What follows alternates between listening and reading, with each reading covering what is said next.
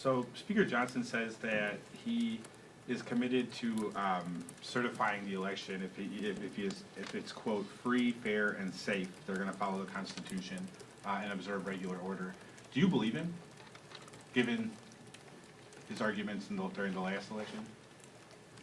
He doesn't have a track record that would indicate to the American people that he should be believed. He was the chief architect of the House Republican legal strategy to turn back a free and fair election. So the metric that he's using is is a little curious, and so I think that gives us all a bit of heartburn. Look, at the end of the day, the one thing that we can control is to ensure that it is a free and fair election, which I'm confident it will be, and to ensure that when those votes are counted on January 6th of next year, Speaker Jeffries is the one with the authority. And so January 3rd becomes incredibly important before January 6th when the new Congress comes in. But what options would Democrats have if, say, Speaker Johnson declined to call the House to order on January 3rd? Those are hypotheticals, and we're not going to go down that route. But what I would say is, history is always our guide, and Speaker Johnson doesn't have any credibility when it comes to certifying free and fair elections. Vice Chair Liu. Sure.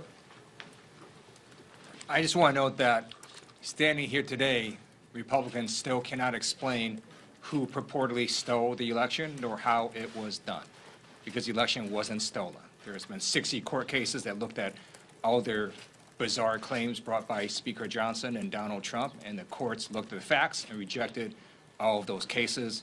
I'm confident that our election officials across America are doing their public service. They're going to run elections in a fair and impartial manner, and then we'll see how America votes this November. From a state perspective, Nikema Williams.